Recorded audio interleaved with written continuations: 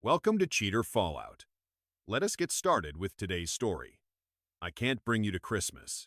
My ex is coming, and it'll be awkward. She told me after I bought her family thoughtful gifts. So I left and never looked back. Hey viewers, before we move on to the video, please make sure to subscribe to the channel and hit the like button if you want to see more stories like this. Thanks. I've been putting this off for months, but I need to get this out. What happened last Christmas still feels surreal. But I guess that's what happens when someone you love decides to detonate your life 3 days before the holidays. Amelia and I had been together for 2 years, not the longest relationship, but long enough that we'd started talking about real things, moving in together, meeting extended family, building something that mattered. She was the first woman I'd ever felt completely comfortable planning a future with. I'm not someone who falls easily, but when I do, I go all in. Last November, I started planning what I thought would be our first real Christmas together as a serious couple. I'm talking about the kind of Christmas where you actually coordinate schedules, buy thoughtful gifts, and make an effort to blend your traditions. Maybe that sounds boring to some people, but I grew up in a family where holidays mattered, where someone actually thought about what would make other people happy. I spent weeks finding the perfect gifts for her mom. I tracked down this vintage tea set she'd mentioned exactly once during Thanksgiving dinner. Some pattern her grandmother used to collect. For her dad, I found a first edition of a book he'd referenced in passing. For Amelia, I'd saved up for months to buy her this art supplies kit she'd been eyeing, but would never buy for herself. The kind of gift that said, "I pay attention to what matters to you." The reservations were made, the schedule was coordinated, and I was genuinely excited. This was going to be our Christmas, the first of many. I found that vintage tea set your mom mentioned at Thanksgiving. I told Amelia one evening in early December, showing her the carefully wrapped box, the one from the antique shop she used to visit with her grandmother. She barely looked up from her phone. "Oh yeah, that's nice." I set the box down, watching her thumbs move across her screen. "Is everything okay? You seem distant lately." "I'm just stressed about the holidays," she said, not meeting my eyes. "It's a lot of pressure, you know." I should have pushed harder. Should have asked why someone who'd been excited about Christmas plans a week earlier was suddenly treating them like a burden. But I trusted her. I trusted us. Looking back, the signs were obvious. The way she'd started checking her phone constantly, the vague responses when I asked about her day, the sudden mentions of Lucas, an old friend from college, who's back in town that became more frequent as December wore on. Lucas always said I was too good for small-town life. She mentioned one night, while we were watching a movie. "He thinks I should take more risks," she said another time when I asked if she wanted to confirm our dinner reservations. I didn't think much of it. People reconnect with old friends. It's normal. What I didn't realize was that she was already comparing me to him, and I was losing a competition I didn't even know I was in. December 22nd, 3 days before Christmas. I was in my living room wrapping the last of the gifts when she walked in with that look on her face, the one that means someone's about to say something that changes everything. "Oliver, we need to talk." I looked up from the ribbon I was tying. "What's up?" She sat down across from me, her hands twisting in her lap. For a moment, she looked almost pained. "I'm bringing Lucas to Christmas dinner instead of you." The words hit me like cold water. I stopped mid-tie, the ribbon falling loose in my hands. "What did you just say?" "I know this is awful timing," she started, then stopped, her face flushing. "Lucas and I have been talking, and God, I don't know how to say this without sounding terrible." "Try anyway." She took a shaky breath. "Things with us have felt so structured, like we're following some blueprint for what a relationship should be. With Lucas, everything feels more natural, more alive." I set down the gift. It was for her little sister, and looked at her directly. 3 days before Christmas, after I've been planning this for months.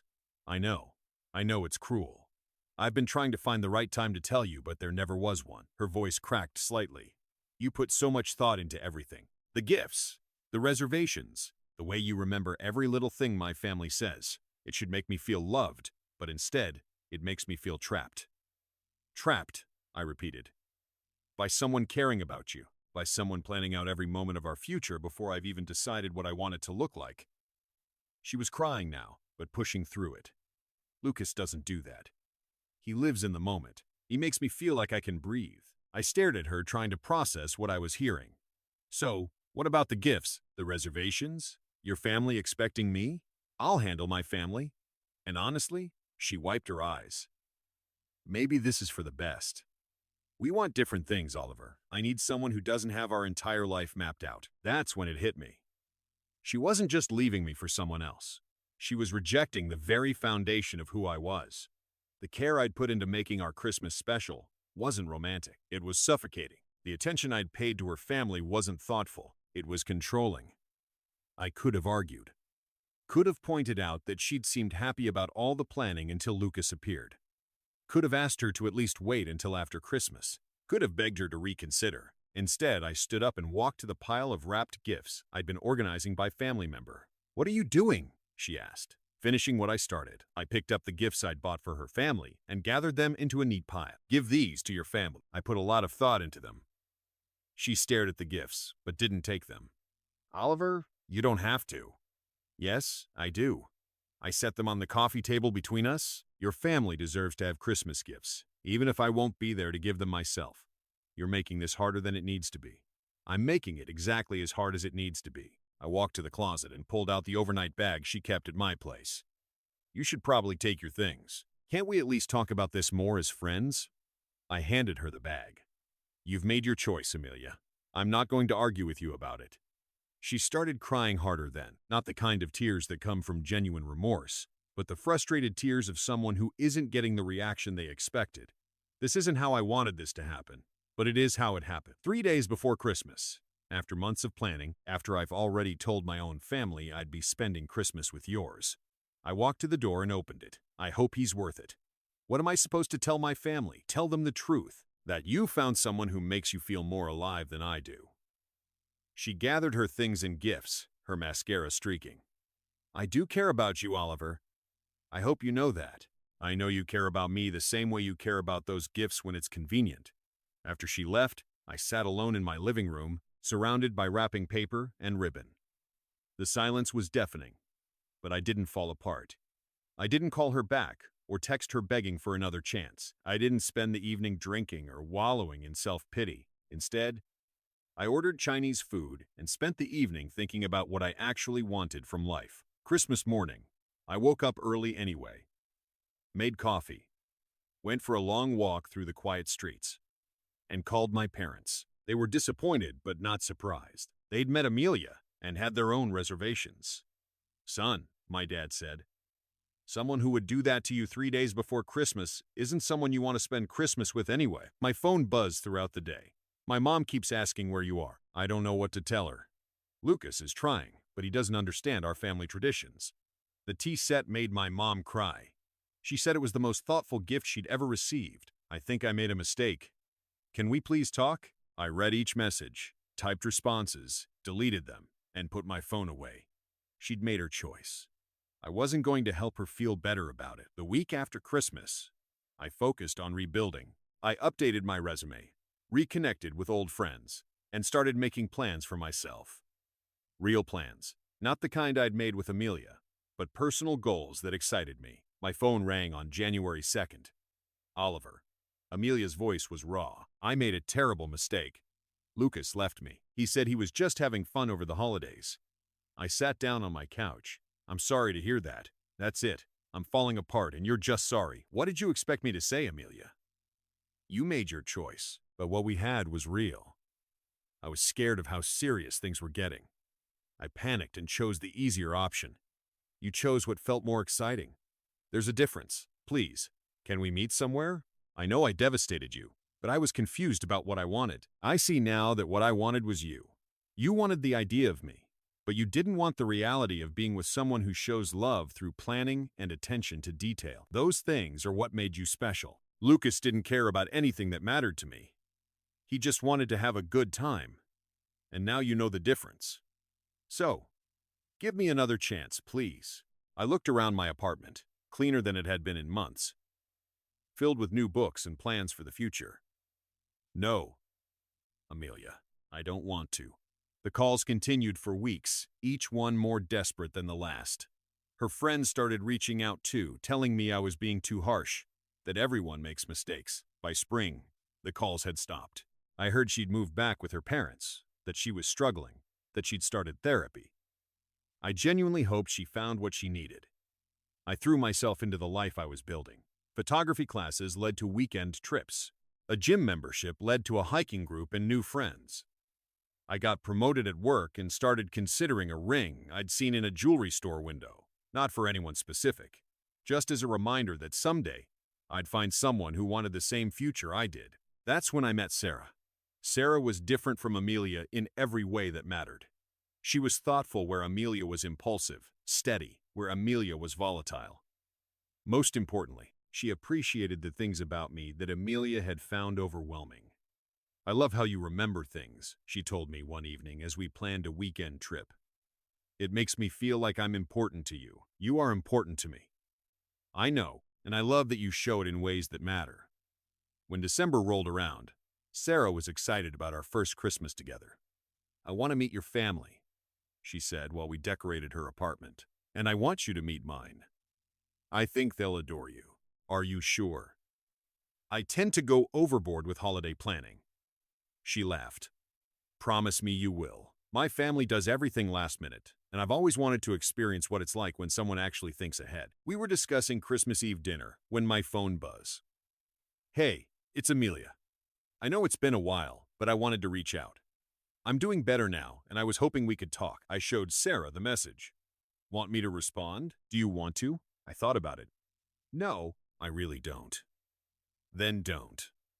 I deleted the message and went back to planning our menu. The holiday party was at our mutual friend Mike's house. Sarah and I walked in together, and I felt that comfortable confidence that comes from being with someone who genuinely wants to be with you. That's when I saw her. Amelia was by the punch bowl, looking smaller than I remembered. She was alone, checking her phone with the desperate frequency of someone hoping for rescue. "Is that her?" Sarah asked quietly. "Yeah. She looks lost." "She probably is." Sarah squeezed my hand. "Are you okay?" "I'm fine." And I was looking at Amelia. I felt only distant sympathy. I was talking to Mike when I felt someone approach. "Oliver." I turned. Amelia stood there holding a drink, her smile strained. "I didn't know you'd be here. You look really good." "Hi, Amelia." I put my arm around Sarah. "This is Sarah." "Hi," Sarah said warmly, extending her hand. "I'm Sarah." Amelia shook it, her smile faltering. "I'm Amelia. We dated." "I know," Sarah said kindly. "Oliver mentioned you two had history." I watched Amelia process this, that our entire relationship had been reduced to history in my conversations with someone new. "I've been thinking about us lately," Amelia said, her voice tight about what we had. "That was a long time ago," I said. "I've moved on. But don't you miss the way we used to be?" Her voice cracked slightly. "The way you used to plan everything for us." "I still plan things." I looked at Sarah, who beamed back at me. "Sarah and I are spending Christmas with her family. We've been coordinating for months. Oliver's been working with my mom to perfect her grandmother's prime rib recipe," Sarah added, clearly proud. "And he found the most incredible gifts for my nieces and nephews. I don't know how he keeps track of what they all love." I watched Amelia's face as Sarah spoke, seeing the realization that everything she'd rejected about me was exactly what Sarah treasured. "Please," Amelia said, her composure cracking. "Can we just, Amelia?" I interrupted gently.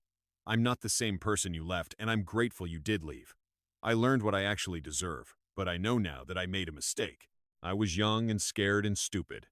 And now you're a year older and hopefully wiser. I hope that serves you well." Sarah stepped closer. "We should get back to the party." "Take care of yourself, Amelia." I turned to walk away, then paused. "And next time you find someone who plans Christmas around you, maybe don't wait until 3 days before to tell them they're uninvited."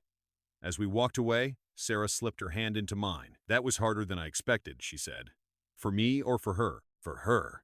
She looked like she was watching her life walk away. Maybe she was. But that's not my problem anymore. We spent the rest of the party with friends, making plans for New Year's Eve. I didn't think about Amelia again until we were driving home. "Do you think she'll keep trying?" Sarah asked. "No, she saw what she needed to see tonight, which was that I'm genuinely happy, and that the things she found suffocating about me are exactly what makes someone else feel cherished." Sarah was quiet for a moment. "I do feel cherished. The way you plan ahead. The way you remember details. The way you invest in making things special. It makes me feel like I'm precious to you. You are precious to me. I know, and I love that you show it. That night, I thought about the ring I'd been considering, not as a distant someday purchase, but as something with real purpose, someone who deserved it. I never heard from Amelia again. According to Mike, she moved to another city months later, started fresh somewhere else. I genuinely hope she found what she was looking for. This Christmas, Sarah and I are hosting dinner at our new apartment.